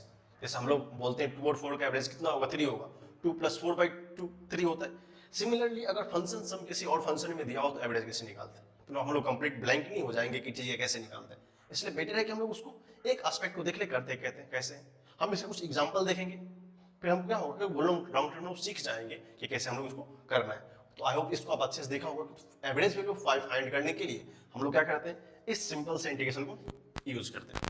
इस रूल को लिखिए, फिर हम लोग कुछ क्वेश्चन देखते हैं इस पे कि हमको थोड़ा सा और क्लैरिटी आ जाए इसमें, और अच्छे से समझ में आ जाए कि हम लोग इसको अप्लाई कैसे कर सकते हैं। और ये जो हमारा ये पार्ट था relation between S V and A, इसको हम और डीप में फिजिक्स में इंटर करते करते और पढ़ेंगे अच्छे से, इसलिए हम इसको थोड़ा सा पोस्टपोन करते आगे वो करेंगे। जो चीज हमें शॉर्ट टर्म में करना है, क्योंकि हमारा टॉपिक अभी शुरू नहीं हुआ है फर्स्ट वाला, तो हम लोग अभी अंडर 1 टॉपिक चल रहा है, तो हमको थोड़ा थोड़ा सब कुछ बताना पड़ता है। तो इसको आप अच्छे से लिख लेंगे इस वाले पार्ट को, फिर हम लोग कुछ क्वेश्चन के माध्यम से इसको समझने की कोशिश करते हैं कि हम लोग कैसे सॉल्व कर सकते हैं। देखिए इस कंसेप्ट को हम लोग छोटे से क्वेश्चन समझने की कोशिश करते हैं। क्वेश्चन है find the average value of v, जो कि किसी फंक्शन में 2t + 5 दिया हुआ है। वो t क्या है, सेकंड में, वेलोसिटी और यूनिट क्या होता है, मीटर पर सेकंड। हमने क्लास 8 9 से पढ़ा, ऐसे प्रॉब्लम होना चाहिए। From time t = 0 to t = 2। देखो पूछा किस फंक्शन का, वहां था y का, तो हमने y एवरेज लिखा। अब क्या पूछा हमारा v का, तो क्या होगा, v एवरेज होगा। तो write down the v average. कैसे लिखते हैं, अगर ये v एवरेज होगा तो देखेंगे उस फंक्शन में क्या लिख सकते हैं, इंटीग्रेशन ऑफ v। देखो वहां पे x का फंक्शन था तो हमने dx लिखा था, बट यह फंक्शन किसका है, t का, तो फंक्शन क्या होगा हमारा, dt फंक्शन होगा। v dt लिमिट कितना होगा, t1 to t2 divided by dt t1 to t2। अब बोलेगा सर कैसे सॉल्व करते हैं, इस फंक्शन को यहाँ पहले पुट कर दो, इस फंक्शन को यहाँ पहले पुट करना होगा। कैसे पुट करेंगे, 2t + 5 into dt whole integration t1 to t2। अगर इसको हम लोग मान लें तब आपको देखेंगे सर बोलेंगे what is the t1 what is the t2। t1 का मतलब होता है फर्स्ट टाइम, तो हमारा t1 ये होगा, t2 कितना होगा हमारा, ये पार्ट होगा। अब हम लोग को तो कुछ नया नहीं लग रहा है। अब देखो दो ऊपर इंटीग्रेशन है, तो इसका इंटीग्रेशन अलग कर लो, इसका इंटीग्रेशन अलग कर लो। तो कैसे करेंगे, फिर से देखिए यहाँ पे, फिर से सेपरेट करने का प्रॉब्लम नहीं है तो सिंपल सेपरेट कर दो। 2t इंटीग्रेशन t1 कितना है 0 टाइम कितना है 2t dt plus 5 into dt 0 to 2 divided by dt 0 to 2। क्या यही क्वेश्चन है, हमने क्या बताया x dx, तो t to the power n + 1 / n + 1, तो यहाँ n कितना है 1 है, n को कितना है यहाँ पे 1 है। हमको क्या करना पड़ेगा, फिर से हमें रूल्स देखो, टू कांस्टेंट बाहर है, 2 to the power t by 2, limit क्या करना है 0 से 2 प्लस, देखो 5 कांस्टेंट तो 5 बाहर निकाल लो, फिर d t का इंटीग्रेशन 0 से 2, इसमें देखो हमने बताया था 1 का इंटीग्रेशन क्या होता है x होता है, t का क्या होगा यहाँ पे t होगा, t लिमिट 0 टू 2। इसको फिर से देखते हैं, इस 2 से 2 कट जाएगा, फिर नीचे देखेंगे सॉल्यूशन में टी स्क्वायर लिमिट 0 से 2 प्लस, अब देखो dt का इंटीग्रेशन t होता है, हमने पहले बताया था 1 को x टू 0 पुट करते हैं, ये पहले मैं बता चुका हूं, क्या होगा 5 बाहर रखेंगे, ये t होगा लिमिट 0 से 2, फिर ये लिमिट क्या होगा 2 माइनस 0, फिर इसको देखेंगे यार T square means 4 minus 0 plus 5 into 2 10, बाकी 0 0 बाय 2 कितना होता है 14 बाई 2 कितना होगा 7 मीटर पर second. This is the value. बोलोगे सर इसमें कुछ नया नहीं है, इसमें एक्चुअली कुछ नया नहीं था, बेसिकली अगर इस फंक्शन को हम ऐसे लिख सकते थे तो जस्ट इस वैल्यू को पुट करते और सिंपल सा इंटीग्रेशन करना है। हमने देखा था अभी छोटा छोटा इंटीग्रेशन है, सॉल्व करने के बाद हमें कुछ वैल्यू मिल जाता है, और यहाँ पर हमने कौन सा एप्लीकेशन ट्राई किया डेफिनेट इंटीग्रेशन। इसको अच्छे से आप लिखिए, एग्जाम्पल देखा था, इसको और अच्छे से समझने के लिए एक और एग्जाम्पल देखते हैं, क्योंकि उस और एग्जाम्पल को थोड़ा सा और क्लियरिटी आएगा, क्योंकि आपको लगा होगा सर ये थोड़ा नया लग रहा है, इसलिए मैं थोड़ा और एग्जाम्पल करके देखता हूँ। क्वेश्चन है नेक्स्ट हमारा, a force F equal to t square, function of time है, टी यहाँ पे सेकंड होता है, फोर्स न्यूटन में होता है, आपको इनके पता है, is applied on a particle, then find the average force applied on a particle in first 3 second. अब कंफ्यूजन क्लियर है सर कैसे कैसे, तो मान लो क्या पूछा find the average of y, that means average of force, तो कैसे लिखेंगे F average like that. Rule क्या होता है F dt divided by dt, limit क्या होगा हमारा t1 से t2, ये क्या होगा t1 से t2। सर हम तो फंक्शन पता है what is the t1 t2। अब देखो बोला कि फर्स्ट 3 सेकंड, इसका मतलब t starting with 0 to 3 second, तो हम लोग को जो होगा t1 is equal to 0 and t2 is equal to 3 second. यहां से हमको थोड़ा सा और क्लियर हो जाएगा आइडिया। अब देखो फोर्स कितने t स्क्वायर dt 0 से 3 एंड dt 0 से 3, ये तो आपके लिए बहुत आसान है। टी स्क्वायर का n का पावर 2 है, तो n का क्या होता है प्लस 1 ऐड कर देते हैं, तो t 3 by 3, t 3 by 3 limit 0 से 3 डिवाइडेड बाई 3 माइनस 0, क्योंकि dt का होगा t, तो 3 माइनस 0 3 होगा, ये हमने लास्ट टाइम देखा था रिजल्ट में, x2 माइनस x1, तो 3 माइनस 0 कितना होगा 3 ही होगा। अब मान लो 3 का पावर क्यों 3 3 3 बाई 3 और इंटू 3 कितना होता है ये 27 बाई 9, इसका मतलब 3 Newton, that is the average force. इसमें कुछ नया नहीं था ना, हमने जस्ट बेसिक प्रिंसिपल्स अगर आप फॉलो करेंगे वैसे हम अप्लाई कर दें, और आपका बेसिक कंसेप्ट क्लियर होगा, इस तरह क्वेश्चन हमारे बारे में प्रॉब्लम नहीं होगी। हाँ थोड़ा सा आइडिया था how we decide t1 t2, तो हम लोग इसको और अच्छे से जब क्वेश्चन करेंगे, नंबर ऑफ क्वेश्चन जितना ज्यादा होगा उतना हमें एग्जैक्ट आइडिया मिलेगा कि हम लोग कैसे इसको सॉल्व कर सकते हैं। इसको अच्छे से आप लिखिए, फिर हम लोग आगे क्वेश्चन को देखते हैं। हमने क्या किया है एक और डिफरेंट टाइप का क्वेश्चन लिखा है, जो कि हमने वो जो स्टार रिलेशन से लिखा था उसमें कैसे कैसे अप्लाई करते हैं। क्वेश्चन है लेट द इंस्टेंटेनियस वेलोसिटी, आपको बोलेंगे sir what is the meaning of instantaneous, मैं डॉटेड करता हूं एक्सप्लेन करूंगा। Velocity of a rocket just after landing is given as, कोई रॉकेट है वो क्या करता है जस्ट लैंड कर रहा है अर्थ पे, vt is equal to 2t plus 3t square, ये इसका रिलेशन दिया हुआ है, then find the distance traveled by the rocket from t1 is equal to 2 second to t2 is equal to 3 second। अब देखो व्हाट इज द इंस्टेंटेनियस का meaning होता है एट दैट टाइम, जब वो किसी टाइम पे, मतलब इस इंस्टेंट का, जैसे हम लोग एक वर्ड यूज करते हैं इंस्टेंटली, मतलब आई वांट इंस्टेंट रिजल्ट, मतलब क्या होता है उसी टाइम पे हमें आंसर चाहिए होता है। इसका मतलब क्या होता है इंस्टेंट, मतलब जिस समय पे वो लैंड किया है उस समय की वेलोसिटी का रिलेशन दिया है। फिर क्या पूछा डिस्टेंस कितना होगा, अभी देखो हमने एक रिलेशन पढ़ा था पहले, देखो वेलोसिटी क्या दिया, velocity is equal to 2t plus 3t square, बोला डिस्टेंस, हाउ डिस्टेंस कम, तो s वर्सेस t के रिलेशन में क्या आया था v dt का अगर इंटीग्रेशन करें तो हम क्या मिलता था, हमको s मिलता था रिवर्स वाले पार्ट में, अगर s था ये इधर से ये v था, ये की था ds बाई dt से ये मिल रहा था, तो क्या मिला था v dt से s मिल रहा था, ये रिलेशन में देखा था ना अभी जस्ट। देखो अब ये मिल रहा था तो लिमिट टाइम कितना दिए, this is the 2 to 3, what is v क्या दिया हमारा 2t प्लस 3t² dt। अब बोलोगे सर इस क्वेश्चन में तो कुछ है ही नहीं, इस क्वेश्चन में कुछ रहा क्या? सिंपल सा डेफिनेट इंटीग्रेशन, हमने बहुत सारे क्वेश्चन उस पे किए, फिर भी मैं बता रहा हूँ क्या करेंगे, सेपरेटली लिखना बहुत जरूरी है। पहले सेपरेट लिखेंगे, कैसे लिखते हैं सेपरेट? पहले 2t dt 2 से 3 प्लस 3t² dt 2 to 3। यही तो सॉल्व करना है।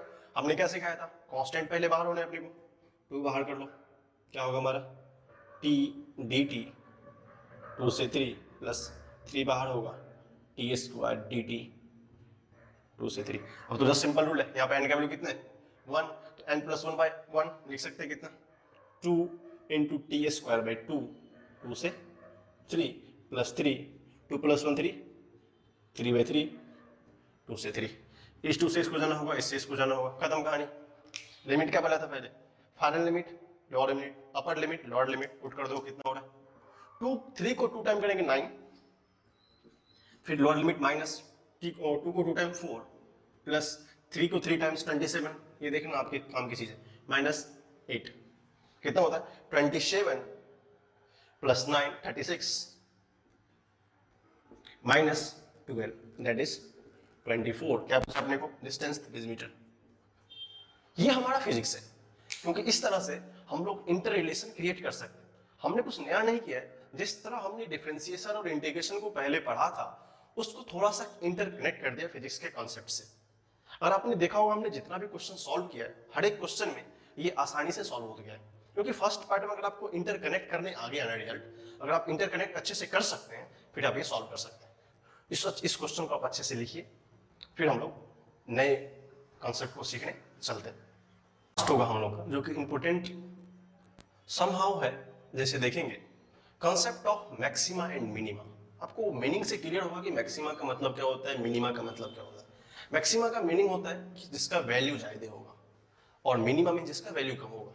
अब इसको हम लोग ग्राफिकली कैसे रिप्रेजेंट करेंगे? जैसे मान लीजिए अगर हमने क्या किया, एक एक्स वाई एक्सिस ड्रॉ किया और एक ग्राफ ड्रॉ किया, तो मैं पूछूंगा कि आप लोग मुझे बताएंगे कि इस दोनों पॉइंट पे कौन सा मैक्सिमा लग रहा है।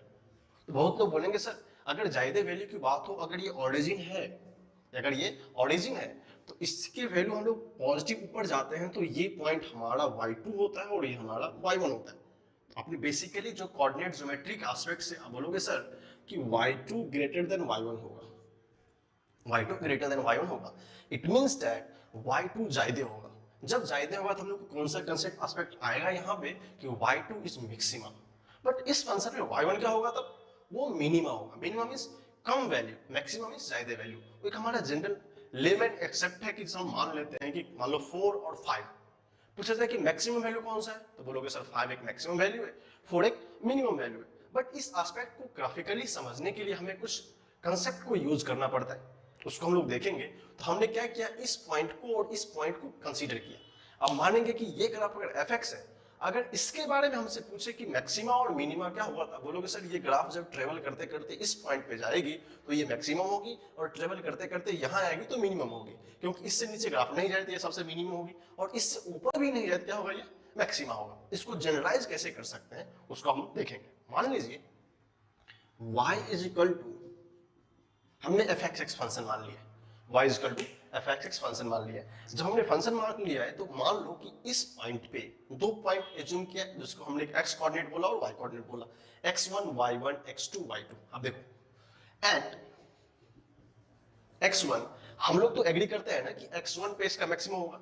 Eight x1 fx have maxima, fx क्या होगा, have maxima. And second aspect देखेंगे at x2 fx have minima, at x2 fx have minima. ये तो हमारा जनरल कांसेप्ट था सर, ग्राफ दिख रहा है मान लो, लेकिन ग्राफ में तो पूछेंगे नहीं, क्योंकि अगर ये question JEE mains advance IIT में आने लगे तो सब बता देगा मैक्सिमम मिनिमा। बट इसमें माजरा क्या है, कुछ नया सीखना क्या अपने को। बट हमने एक जनरल एस्पेक्ट से देखा कि ये मैक्सिमा हो सकता है, मिनिमा हो सकता है, हमने एज्यूम कर लिया y इक्वल टू fx कोई फंक्शन होगा जो फंक्शन इसके मैक्सिमम और मिनिमम वैल्यू को डिस्क्राइब करेगा। तो आप क्या कीजिए, इस ग्राफ को अच्छे से लिखिए, फिर हम लोग इस केस में मैक्सिमा और मिनिमा को एक्सप्लेन करते हैं। हम लोग को एक बात समझ में आएगी यहां से देखने के बाद कि हमने x1 पे मैक्सिमा होगा, x2 पे भी मिनिमा होगा, ये देखा। अब इस पॉइंट को देखें, जब हम लोग इस पे टेंजेंट की बात चली थी, टेंजेंट की बात क्या होती है, अगर ये लाइन हमारा टेंजेंट होगा, ये लाइन हमारा टेंजेंट होगा, तो क्या ये पैरेलल टू एक्स एक्सिस है? पैरेलल टू एक्स एक्सिस का मतलब है कि कोई एंगल नहीं बनाएगा। अब पैरेलल टू एक्सिस मतलब tan थीटा इक्वल टू 0 होगा, क्योंकि इसमें कोई एंगल है ही नहीं, ये पैरेलल तो क्या होगा, tan थीटा 0 होगा, क्योंकि स्लोप को हम लोग क्या बोलते हैं, tan थीटा, ये उसको m से भी रिप्रेजेंट करते हैं। लेकिन एक और कांसेप्ट था, m equal to dy by dx। This also is a very important result. ये बहुत ही इंपॉर्टेंट रिजल्ट है कि जब m 0 होगा या tan थीटा 0 होगा, तो स्लोप को हम लोग क्या ले सकते हैं, slope of y with respect to x, dy by dx भी 0 होगा। अब देखो, जब dy बाई dx 0 होगा, फॉर एवरी मैक्सिमा और मिनिमा, मतलब हर एक मैक्सिमा मिनिमा पे, तो फर्स्ट कंडीशन क्या है कि dy बाई dx तो 0 होना ही चाहिए। अब कैसे?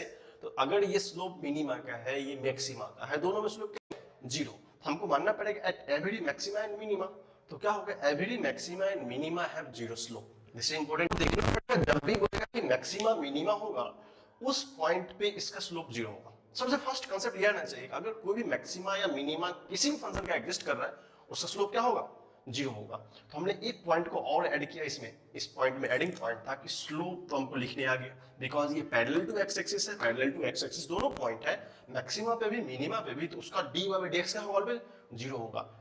इसका एप्लीकेशन हम लोग बहुत फास्टली करेंगे, ठीक। इस पॉइंट को ऐड कर लीजिए, फिर हम लोग केस वाइज को डिस्क्राइब करते हैं। हमको बोला कि case first for maxima if f x to be maximum, या मैक्सिमम बोल सकते हैं, इसको ऐसे बोल सकते हैं मैक्सिमम। अगर एफ एक्स का वैल्यू मैक्सिमम होगा या एफ एक्स मैक्सिमम एग्जिस्ट करेगा, इसका मतलब इस ग्राफ में जो अपर पार्ट होगा वो क्या होगा, मैक्सिमम होगा।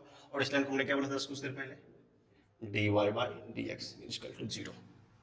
अब कंडीशंस में लिखता हूं, condition for maxima,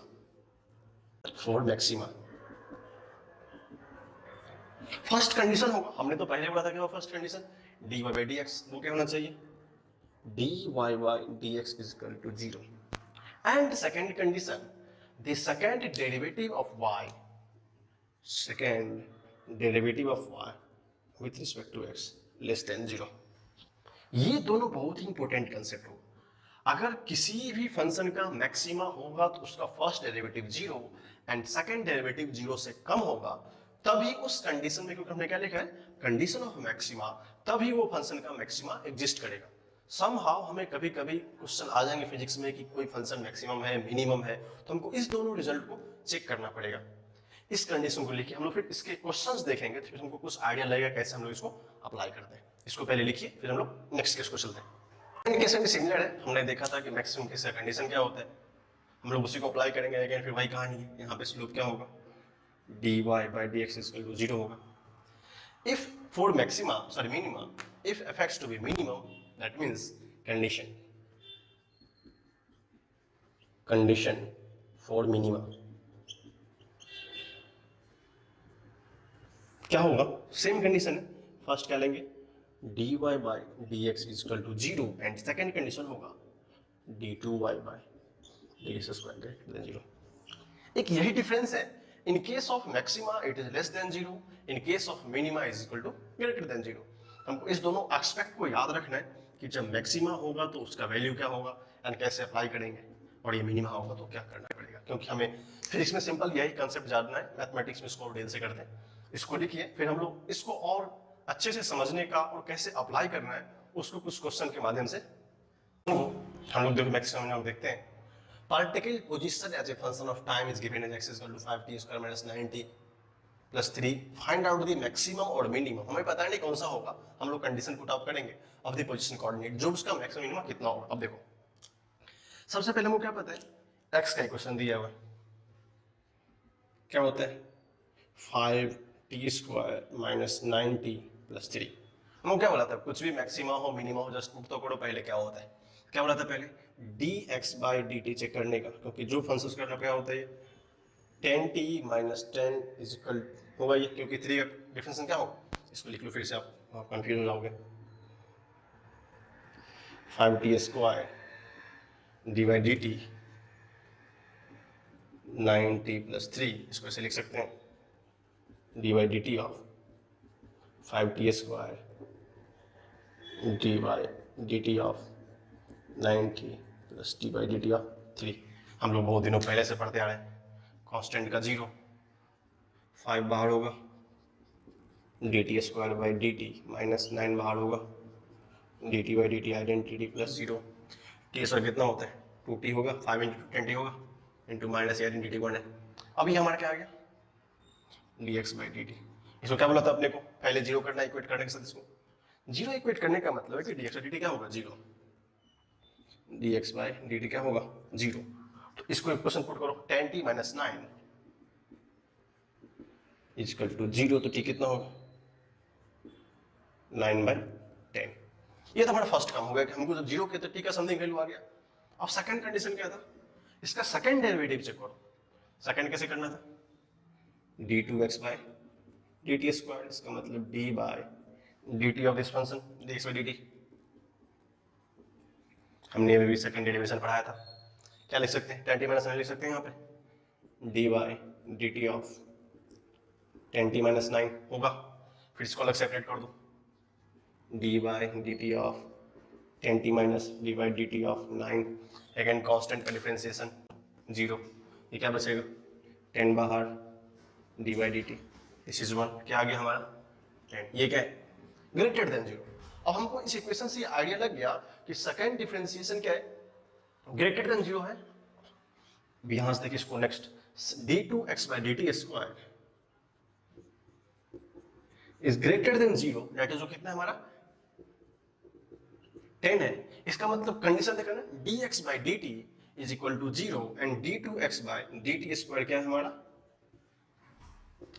greater than 0, कितना होगा हमारा, तो बोलेगा ये क्या होगा मिनिमा एग्जिस्ट, क्या होगा इस x का मिनिमा एग्जिस्ट। तो x to be x minimum कहाँ at t is equal to 9/10। तो हमें कुछ नहीं करना है, अब just x is equal to ये वैल्यू होता है, तो x इज इक्वल टू क्या दिया हुआ है 5t² माइनस 9t प्लस 3। तो t का वैल्यू कितना पुट कर अपने को 9/10।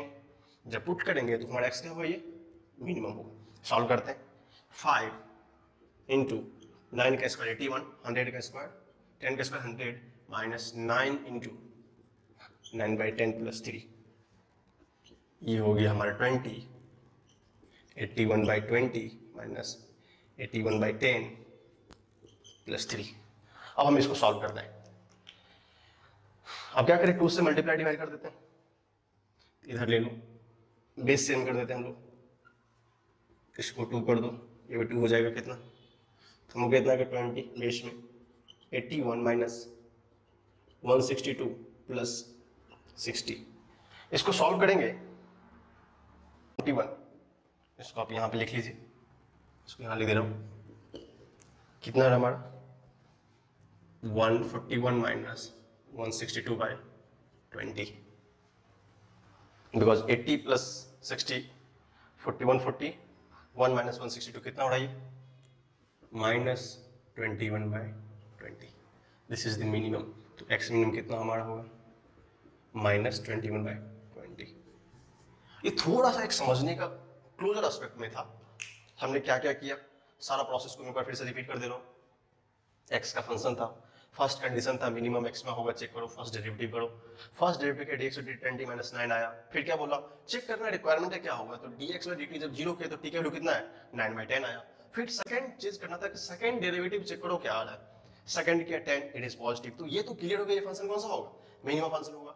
x टू भी मिनिमम कहां पे होगा, x equal to t equal to 9/10। बाकी इसका हमने सिर्फ कैलकुलेशन किया है, जस्ट इस फंक्शन में t का वैल्यू 9/10 पुट कर देंगे, जो भी वैल्यू आएगा वो क्या होगा उसका मिनिमम वैल्यू होगा। ठीक है, हमारा इस पर हम लोग नेक्स्ट क्वेश्चन करेंगे। लास्ट क्वेश्चन देखा था वो क्वेश्चन नंबर फर्स्ट था, जिसमें हमने मैक्सिमम और मिनिमम वैल्यू निकाला था। हम एक और एग्जांपल से देखते हैं कि कैसे इसका सॉल्यूशन करेंगे। जैसे क्वेश्चन है, फाइंड मैक्सिमम और minimum value of the given function y equal to x² minus 2x plus 5 दिया हुआ है। अब देखिए इस फंक्शन में अगर हम देखना चाहें तो y क्या पता है x² माइनस 2x प्लस 5, जो बेसिक कंडीशन था फर्स्ट हमको वो पहले ट्राई करना पड़ेगा। क्या बोला था अपने को, फर्स्ट डेरिवेटिव करने का dy by dx, it means dy by dx of x square minus 2x plus 5। ये करेंगे। इसको करने के बाद हम क्या करते हैं, सबको सेपरेट करेंगे। dy by dx of x square dy by dx of 2x plus dy by dx of 5। हम लोग कितनी बार बोल चुके हैं कि कांस्टेंट का डिफरेंशिएशन ऑलवेज क्या होता है, 0 होता है। एक्स स्क्वायर का 2x, अब ये 2 कांस्टेंट है, dx by dx प्लस 0, ये आइडेंटिटी 1 होगा। क्या गया हमारा 2x माइनस 2, ये क्या गया हमारा dy by dx। फिर बोला था कि फर्स्ट क्या करना है, dy by dx को 0 करना है, इक्वेट कर, फिर हमें पता चलेगा किस वैल्यू पे ये है। तो जो कंडीशन था dy by dx is equal to 0, तो यहाँ पे 2x minus 2 is equal to 0, तो x का वैल्यू कितना हो गया, 1 हो गया। फिर से इसका सेकेंडरी पार्ट था, यहाँ से देखेंगे फिर सेकेंड डेरिवेटिव का, मतलब d2y बाय dx स्क्वायर है, क्या लिखेंगे d by dx of this function 2x minus. इसको करते हैं तो क्या होगा अपने को, 2 का ऑलवेज डिफरेंशिएशन 0 होता है, कांस्टेंट का क्या आएगा 2 ओके ग्रेटर देन 0 है। इसका मतलब ये मिनिमा होगा फॉर एवरी वैल्यू x के वैल्यू 1 के लिए क्या होगा, ये मिनिमा होगा। तो x to be x minimum पता चला, क्योंकि क्या है 2 greater than 0 d2y by dx square, जब तुम्हें ग्रेटर देन क्या होता है x मिनिमम होता है। तो जस्ट क्या करेंगे, x टू बी मिनिमम कहाँ पे होगा, x का वैल्यू पुट करना है हमें x square minus 2x plus 5, कहाँ पे at x is equal to 1, put करिए 1 माइनस 2 प्लस 5, दिस इज 4। वो सिंपल सा क्वेश्चन था, जस्ट हमने सिंपली किधर क्या किया, 0 किया, एक वैल्यू आ गया अपने को। फिर क्या था, सेकंड डेरिवेटिव चेक करने का, अगर ग्रेटर देन 0 तो मिनिमा, लेस देन 0 तो मैक्सिमा। 2 क्या है, 0 से बड़ा है, ठीक ना। जब 2 0 से बड़ा होगा तो क्या होगा, मिनिमा होगा। फिर क्या करना है, इस मेन फंक्शन में पुट करना है, y minimum is equal to y minimum, उसको हम बोलते हैं x to be x minimum, that is y। तो क्या होगा उसका वैल्यू, हमको मिनिमम पुट करेंगे, इसको हम लोग एक और नाम दे सकते हैं, that is y। The minimum value of y is 4, इस तरह आंसर। तो इस तरह क्वेश्चन हमें आना चाहिए, ठीक है। इसको अच्छे से लिखिए। फिर हम लोग एक और एग्जांपल देखते हैं, जो हमारे इस टॉपिक का लास्ट एग्जांपल होगा, उससे हम लोग और अच्छे से समझेंगे, थोड़ा सा और बेटर अंडरस्टैंडिंग होगा, ठीक है। Maximum and minimum value of A given function, ये जो y दिया हुआ इसका पूछा है, मैक्सिमम और मिनिमम वैल्यू ढूंढना है। हमारा प्रोसेस ऑलवेज आइडेंटिकल वही होगा जो हम पहले से करते आ रहे हैं। क्या करना है अपने को, फर्स्ट डेरिवेटिव चेक करना है, dy by dx d by dx of 2x cube minus 15x square plus 36x plus 10। अगर सबको सेपरेट करना है तो क्या लिखेंगे, d by dx of 2x cube d by dx of 15x plus d by dx of 30x plus d by dx of 10। अब देखो हमने कितनी बार बोला है, कांस्टेंट का डिफरेंशिएशन 0, 2 को बाहर कर दो, dy dx of x cube minus 15 को बाहर कर दो, 15x स्क्वायर या 15 dx square by dx plus 36 बाहर कर लो, dx by dx, this is identity plus 0। इसको सॉल्व करते हैं तो x क्यूब 3x स्क्वायर होता है, इसका आंसर कितना हो जाएगा, देखेंगे इसको 6 square minus 30x plus 36x आ गया। ये हमारा किसका वैल्यू था, dy by dx। अगर इसमें हम 6 कॉमन लें तो कितना आएगा, x square minus 5x plus 6 आ रहा है। नेक्स्ट रूल था इसका, जो कि इस रूल है कि फर्स्ट अगर मिनिमम मैक्सिमम चेक करना तो क्या करना पड़ेगा, first dy by dx equal to 0 करना पड़ेगा। जो हमारा इक्वेशन क्या है, x square minus 5x plus 6 equal to 0। इसको बनाने का 2 फॉर्म है, अलजेब्रा से इक्वेट कर लेंगे, नहीं तो हम लोग सिंपल सा रूल क्या बोला था, x is equal to minus b plus minus b square minus 4ac by 2a। अब देखो कंपेयर करते स्टैंडर्ड इक्वेशन से, क्या दिया होता है standard equation, ax square plus bx plus c is equal to 0। a का वैल्यू कितना है 1, b का वैल्यू कितना है माइनस 1, c का वैल्यू कितना है 6 है, पुट करो minus of minus plus 5 put under b square 25 minus 4 सी, ए का वैल्यू कितना है 1, सी का वैल्यू कितना है 6, बाई 2 इंटू ए, कितना हो गया प्लस 5 रूट अंडर 1, क्योंकि 25 माइनस 24 1 बचेगा बाय 2, कितना होगा 5 प्लस माइनस 1 बाई 2। इसका दो सोल्यूशन आएगा, एक आएगा अल्फा 5 प्लस 1 बाई 2, दूसरा आएगा बीटा 5 माइनस 1 बाई 2, एक आंसर आएगा 3, दूसरा क्या होगा 2। क्या दो सॉल्यूशन आ गया हमें, यहां तक तो समझ में आ गया। इसका मतलब इसके दो वैल्यू होंगे x1 एंड x2। अब चेक करना पड़ेगा कि मैक्सिमा किधर है मिनिमा किधर है, उसके लिए हमें देखना पड़ेगा नेक्स्ट रूल क्या था, second derivative. Second derivative d2x by dx square, इसको हम लोग चेक करेंगे। कैसे चेक करेंगे, इस सेम फंक्शन को डाल दो, ये function as it is put कर देंगे, क्योंकि सिंगल एक्स हमने 6 कॉमन है, बस रहने दो इसको, डायरेक्ट लिख सकता हूं 6x square minus 30x plus 36, इसको डिफरेंशिएट करो, D by D x of 6x square minus D by D x of 30x plus D by D x of 30। फिर से वही बात हमारी 36, कांस्टेंट का 0 ये 36 होगा, अब इसको 6 बाहर निकालो, 6 D by D x of x square minus 30 बाहर निकालो, क्या होगा D x by D x plus 0, कितना आ गया ये 12x माइनस 30 आ गया, डी इसका वैल्यू कितना आया d2y by D x square, ये हमारा इतना आ गया। अब हमें चेक करना है मैक्सिमा या मिनिमा कब होता है। हम दो वैल्यू आए, फिर चेक करेंगे फर्स्ट वैल्यू पे मान लेते हैं अल्फा इजकल टू 3 होगा, अल्फा इजकल टू 3 होगा तो d2y बाई अल्फा, या उसको x का वैल्यू मान लेते हैं, x इजकल टू 3 होगा तो d2y by D x square 12 into 3 minus 3, कितना हो रहा है 6, विच इज ग्रेटर देन 0। इसका मतलब क्या होगा, एट x इजकल टू 3, अगर ये इसका मतलब क्या होता है y मिनिमम होगा, y to be minimum, at x is equal to 3 y to be minimum. इसको आप लिखिए पहले, फिर हम लोग देखते इसको अच्छे से लिख लीजिए, हम इसको रफ करेंगे, फिर आगे हम लोग वैल्यू देखेंगे। क्या क्वेश्चन आया था, at x is equal to 3 y to be minimum, because हमने पुट किया तो 6 ग्रेटर देन 0 आया, तो d2y by dx square greater than 0 मतलब क्या, तो वो मिनिमम होता है, तो वैल्यू पुट कर दो y मिनिमम कब होगा, जब x का वैल्यू कितना होगा 3 होगा। तो अब इस इक्वेशन में x का सब क्या करना है, 3 पुट करना है, 2 इंटू 3 का 3, 15 इंटू 3 का स्क्वायर 36 इंटू 3 प्लस 10, देखो 2 3 3 3 27 minus 15 into 9 plus 33 into 3 plus 10, देखो कितना होता है 54, this fit into 135 plus 10 plus 10, कितना होता है 108 प्लस 10 118 प्लस 54, 118 प्लस 54 माइनस 134, कितना होता है 172 माइनस 135, इसका मतलब कितना होगा 37, जो y मिनिमम होगा वो कितना होगा 37। इसमें हमने कुछ नया नहीं किया, सिंपल सा सॉल्यूशन था, उसमें हमने चेक किया और फिर पुट कर दिया।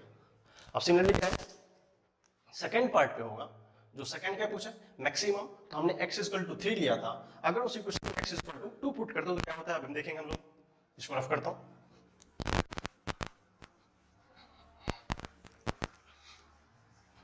जब हमने x इक्वल टू, हमने दो वैल्यू देखा था 2 पुट किया किसी क्वेश्चन में, d2y by dx square 12 into 2 minus 30, ये क्या माइनस 6 आ गया, इसका मतलब minus 6, this is less than 0।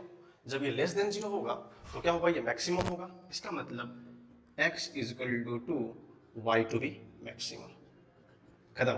फिर से क्या करना, y max is equal to, इस x पे करना सिर्फ हमें 2 पुट कर देना है, 2 into 2 to the power q minus 15 into 2 का स्क्वायर प्लस 36 इंटू 2 प्लस 10, कितना होगा 8 into 16 minus 60 plus 72 plus 10, 82 plus 16 minus 60, कितना हो रहा है 98 माइनस 60, दैट इज 38।